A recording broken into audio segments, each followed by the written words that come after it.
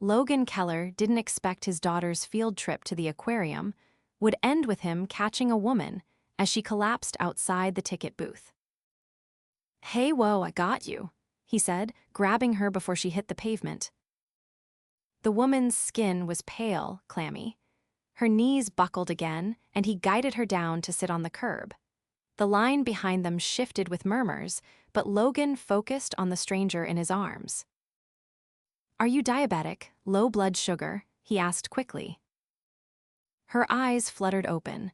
They were a striking stormy gray, dazed but alert enough to respond. "No, I think it's my heart. It was racing. Then, dizzy." Logan turned to the ticket booth. "You got a medical team here." The woman tried to get up. "No, I'm fine. I can't, please don't call anyone." "You just passed out in my arms," he said, frowning. "You need to get checked out." "I don't like hospitals," she mumbled, struggling to her feet. Logan stood with her, steadying her arm. "Then you're lucky I'm not dragging you to one, but I'm not letting you walk off alone either." She hesitated, clearly weighing her options. "Fine, just somewhere quiet." "My truck's right over there. You can sit with the AC on. My daughter's inside with her teacher. I'll stay right beside you." She nodded, and he guided her carefully to the old blue pickup. Once inside, he handed her a small water bottle from the cup holder. His hands were calloused, his clothes worn but clean. There was a child's car seat in the back, a rainbow sticker peeling on the window. "You always rescue strangers?" she asked, sipping the water. "Only the ones who pass out in front of me," he said, cracking a grin. "Name's Logan." She looked at him, surprised by his warmth. Arielle Bennett." "Nice to meet you, Ariel. Not the way I'd prefer, but hey, you breathing okay now?" She nodded. "Yeah, I just fainted, I think." He studied her quietly. She was dressed in simple jeans and a blouse, but there was a watch on her wrist that looked expensive. Still, she didn't act like someone used to being catered to. She looked more like someone desperately trying to blend in. "You sure you don't want a doctor?" "I've seen enough doctors this year," Ariel said, her voice flat. Logan didn't push. "Want me to call someone?" "No one to call." He didn't know what that meant exactly, but her tone said not to ask, so he didn't. Instead, he drove her to a small cafe down the street. Nothing fancy, just a cozy place with decent coffee and air conditioning. "You should eat something," he said once they were seated. "You've got that look like you haven't eaten all day." "I haven't," she admitted, then glanced at the menu. He flagged down the waitress. 2 chicken sandwiches, extra fries, and sweet tea. "You didn't ask what I wanted." He shrugged. "You look like you need carbs, not a garden salad." She blinked, then laughed. "You're pushy." "Only when someone might collapse again." The food came, and she ate like someone who hadn't touched a meal in days. "So, are you always this nice?" she asked, setting down her fork. He leaned back. "I'm a single dad, my daughter's 6, she keeps me humble." "Where is she now?" "With her school group. I volunteer to chaperone when I can. Can't afford the fancy stuff, but I make time." Ariel stared at him for a second too long. "What?" he asked. "Nothing, you didn't have to help me, but you did." He grinned. "You looked like you needed it." She cleared her throat. "Thank you, Logan." They sat there for a while, talking about small things. He told her about his daughter, Savannah, who loved dinosaurs and hated peas. She shared vague bits about her life travel, stress, doctors. She never mentioned work or where she lived, but Logan didn't pry. By the time they walked back to the aquarium, she looked steadier. "I owe you," she said. "Can I buy you dinner?" He chuckled. "I'm not great with people owing me things, but I won't say no to food." "Tonight." He hesitated, glancing at the time. "I'd need to get Savannah home first." "Bring her." He blinked. You want to have dinner with me and my 6-year-old. She smiled, trust her taste. That evening, Logan picked a little Italian place near the edge of town.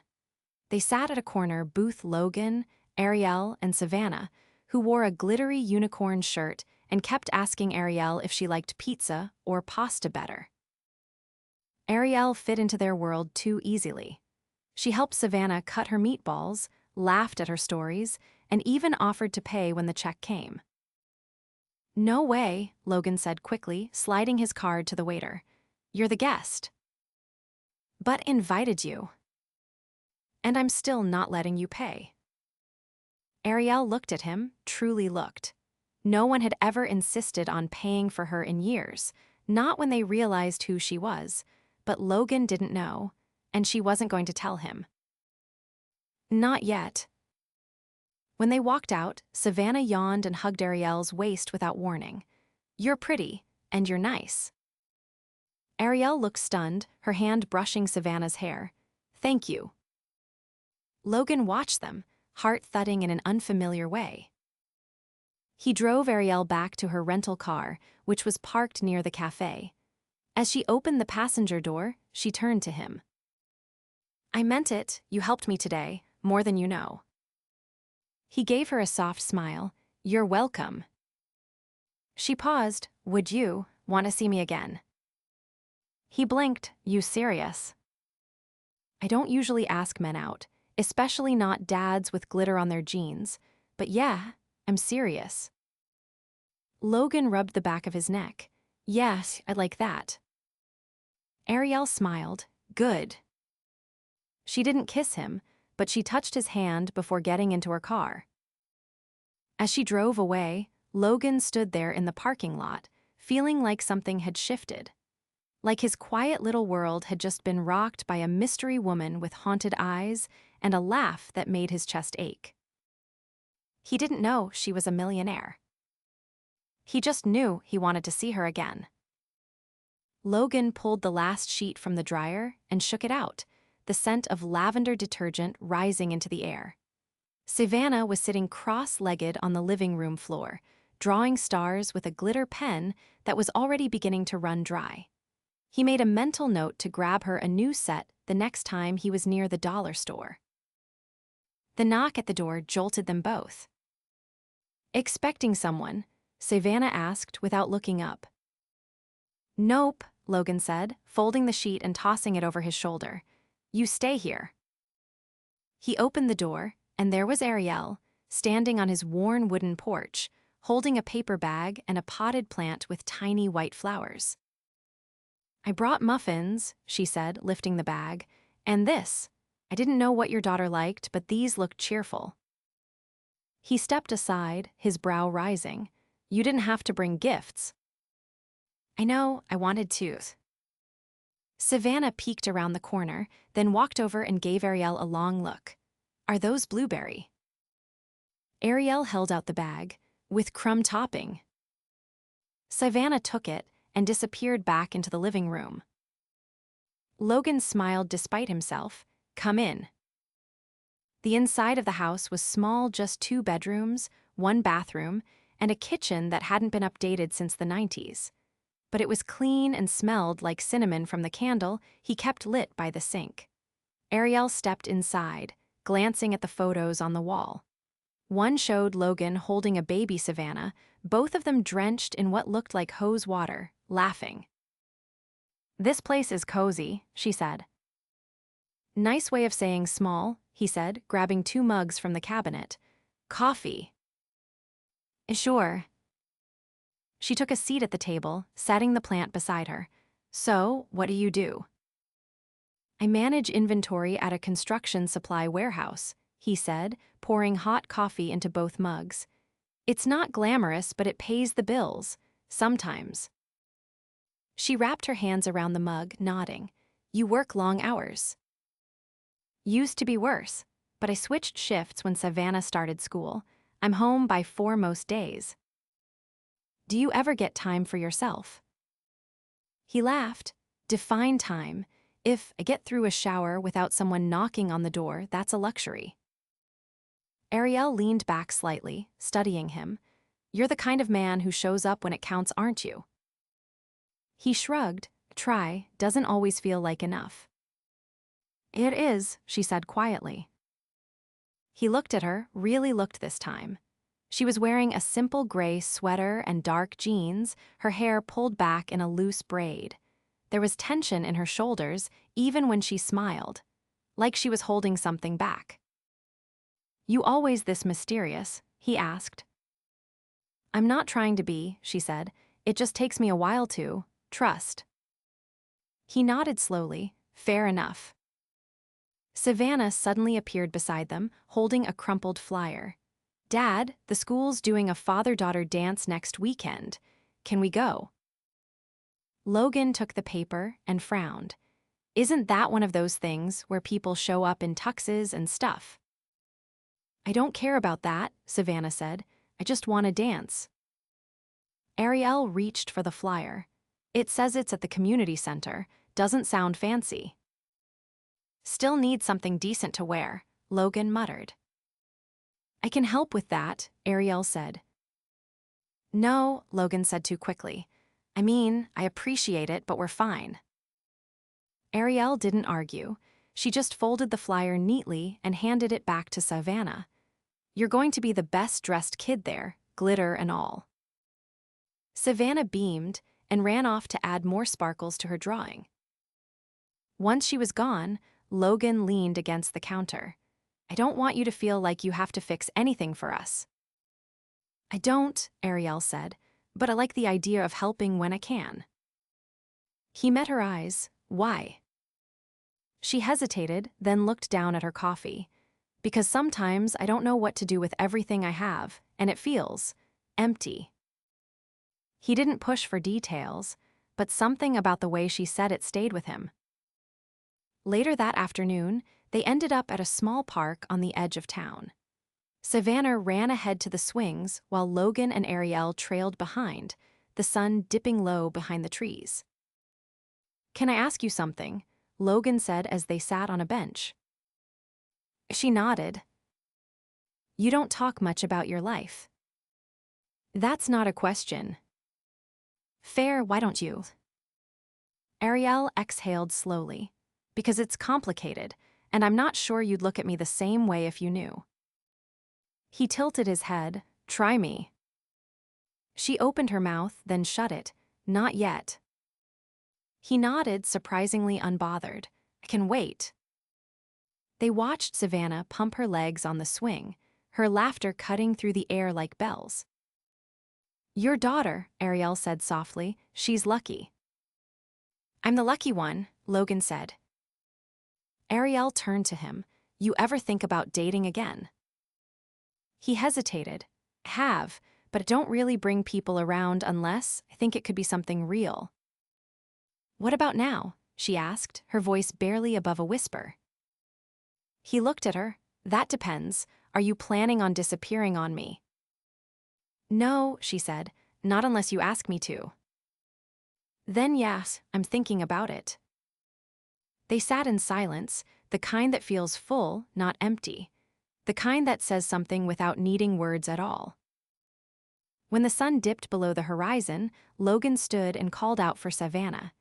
She ran over, cheeks flushed. Can Ariel come over again tomorrow? She asked. Logan glanced at her. That's up to her. Ariel smiled. I'd like that.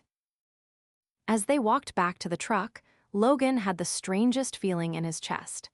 Like he was standing at the edge of something big, something that could change everything. And he didn't know yet that it already had. Ariel sat in the back seat of the black town car, her phone buzzing with messages she refused to read. The driver glanced at her in the mirror, but she gave a small shake of her head. Just park near the back entrance, she said. I won't be long. The Keller house sat quietly under the early evening sky, porch light flickering as if it hadn't quite decided whether to stay on. She stepped out, smoothing down the hem of her navy coat. The air was crisp, the kind that hinted spring was trying to push winter out of the way. She had no idea what she was doing here, but her fingers were already curling into a fist knocking on the door. Logan opened it in a soft blue hoodie and cargo pants, socks mismatched. "Hey," he said, stepping aside before she could speak. Savannah was asleep, he explained, already in bed after a long afternoon at a birthday party. Arielle let out a breath she hadn't realized she'd been holding. She'd brought a small box tucked inside her coat pocket, something she wouldn't have handed over in front of a child. "I didn't know if I'd bother you this late," she said, stepping into the warmth of the house. "You're not a bother," Logan said simply. "What's going on?" She handed him the box. "I saw this earlier and thought of you." He raised a brow but opened it without comment. Inside was a watch-sleek, minimalist, dark leather band with a brushed silver face. Subtle, but clearly not cheap. "I can't take this," he said immediately, holding it out. "You can," she said. "You work hard, you never ask for anything. Just take the damn watch, Logan." He studied her, then nodded once and set the box on the counter. "You okay?" She pulled her coat tighter around her. "I had lunch with my uncle today. He thinks I need to come back to the city. Said I've been hiding long enough." Logan leaned against the counter, arms crossed. "And are you?" She shook her head. "I'm not hiding. I'm breathing. There's a difference." He didn't press. Instead, he poured her a cup of tea chamomile, one of the only things he had besides instant coffee and orange juice. She cradled the mug between her palms and silently took a seat at the table. "You know what your problem is?" she asked, glancing at him over the rim. "Enlighten me." "You have no idea how rare you are." He raised his brows. "Because I make mediocre tea and accept overpriced gifts from women who look like they walked out of a Vogue editorial." "That's not what I meant." He sat across from her. "Then tell me." Arielle hesitated, then said, "You listen, you don't push. You see people when they think they've disappeared." Logan's eyes didn't waver. "Someone made you feel invisible." She nodded once, many someones. He didn't ask who. Instead, he said, "You don't have to go back if you don't want to." "My family disagrees." "What do they want you to be?" "Exactly who I was before." He leaned forward, resting his forearms on the table. "And who do you want to be now?" "I don't know yet," she whispered. They sat in silence, the sound of the ticking wall clock the only interruption. Eventually, she stood, walking toward the front door but not quite reaching for it. "I'm sorry if I overstepped with the watch," she said. "You didn't." She turned. "I hate that I can't tell where the line is with you." "There isn't one." Her breath caught. "That's dangerous." "Not if you stop waiting for something to go wrong." She walked back to him slowly, her voice lower now. "You don't ask me about my money, or where I live, or what my last name means to people. Why?" "Because none of that tells me who you are when you're sitting across from me at this table." She almost laughed. "You're either the most grounded man I've ever met, or the most naive." "I call it selective peace. I don't want anything from you, Arielle, except honesty." She stepped closer. "And if the truth isn't simple?" "I don't expect it to be." She stood there, inches from him, her coat still on, hands trembling at her sides. Then, for the first time, she reached for him, pressing her palms flat against his chest, feeling the steady beat beneath his faded hoodie. "I'm scared," she admitted. "I know." She lifted her head. "You don't know what I left behind." "Then tell me." Arielle looked away. "My parents died 4 years ago. My father ran a tech firm. After he passed, my uncle took control. I was the only heir, but he didn't think I was ready." "Ready for what?" "To run the company, or to be anything but ornamental." Logan's jaw tightened, but he said nothing. "I stepped back, let him do what he wanted. But last year, I found out he'd been lying to shareholders, to the board. I confronted him, and he accused me of being emotional, said I'd ruin the family name if I went public. So you left. I walked out of a boardroom with 50 attorneys and haven't looked back. Logan nodded slowly, and now? Now I don't know who I am without it. He reached for her hand. Maybe you don't need to know yet. Maybe you just need to be. She exhaled, then leaned into him, her forehead against his collarbone. You make it sound easy. It's not, but you're not alone. She stayed like that for a long moment before pulling back, eyes glassy but dry. You're dangerous, Logan Keller. He gave a half smile. So I've been told. She laughed softly, then kissed his cheek just once, just enough to leave him blinking as she stepped back. I'll see you tomorrow, she said. You sure? Yes, she said, I'm done running. As she left, Logan watched her go, the porch light finally flickering off behind her. He didn't know what tomorrow would bring, but for the first time in a long time, he wasn't afraid of it. And neither, it seemed, was she. Arielle's heels clicked softly against the polished tile as she stepped into the gallery, the hush of the high-ceilinged space wrapping around her like fog. The opening was already in full swing, champagne flutes in hand, murmurs of critique drifting between marble sculptures and modern canvases. But her attention wasn't on the art. Her uncle stood near the center, speaking to a pair of investors with the same rehearsed charm he'd used since she was a teenager. She waited until they stepped away before approaching, her shoulders squared. You got my letter, she said. He turned, his expression tightening. You made your point, Arielle. The board has no interest in digging up the past. I'm not here for the board, she said. I'm here to tell you I'm taking back my shares.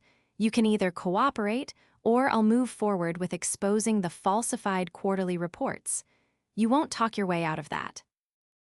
His jaw tensed. You wouldn't dare. I already did, she said plainly. The legal team at Whitmore and Lowe has everything. He studied her for a long moment. So this is who you are now? A woman who throws away her legacy for what? Some warehouse worker with a daughter and a truck from the last century.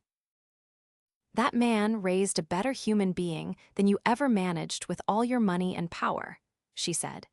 And I'd rather build something real on my terms than inherit your lies. She turned without waiting for a response, heels tapping faster this time. She didn't stop until she was outside, the cool air sharp against her skin. By the time she reached Logan's house, the sun had already dipped below the skyline, casting the neighborhood in soft gold. She knocked once. The door opened almost instantly. He blinked, surprised. You said tomorrow. I couldn't wait, she said. He stepped aside, brows furrowed. Everything okay? I walked into a room full of people who once told me I wasn't enough, she said. And I told them I was done letting them decide my worth. He shut the door gently. What does that mean for you? It means I'm free, she said, and I want to figure out what comes next, if you'll let me. He reached for her hand. You already know the answer to that. She stepped into his arms, her head resting against his chest. I didn't realize how much I needed this, not the place, you. I'm not going anywhere, he said, but if you are, I hope it's with me. She pulled back just enough to meet his eyes. You'd leave all this behind. Not leave, he said. Expand. I've spent my whole life keeping everything small so it wouldn't fall apart, but maybe it's time to build something bigger. Her lips curved. You think Savannah would go for it? Only if there's glitter involved. That made her laugh, and when she kissed him this time, it was certain. No hesitation, no half steps, just the full, breathless weight of two people stepping into whatever came next. 3 weeks later, the community center buzzed with music and dancing. Logan wore a tailored navy suit not rented, but gifted though he refused to say where it came from. Savannah twirled in a pale purple dress with tiny rhinestones that caught every bit of light. Ariel sat beside the dance floor, watching them with a smile that reached all the way to her eyes. As the night wound down, Logan made his way to her, slipping a hand into hers.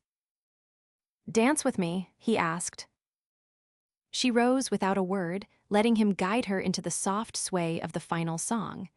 Around them, fathers spun their daughters, laughter echoing in the high ceilings. But Ariel only saw him. "You know, I've never had anything like this," she whispered. He brushed a strand of hair from her face. "That's the best part, neither have I." The music faded, but their hands didn't part. Outside, the stars began to bloom across the sky.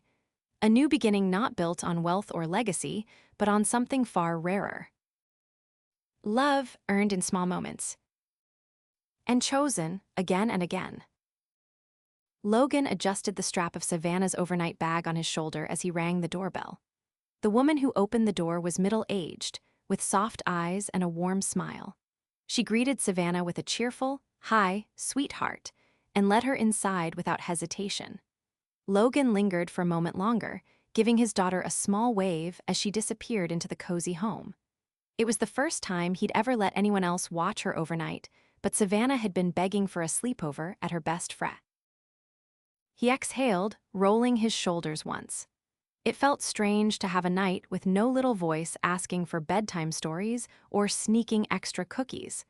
But it wasn't just a break, it was something else. Something that had been building for weeks, ever since Ariel had kissed him in his kitchen and started showing up not as someone passing through, but as someone staying.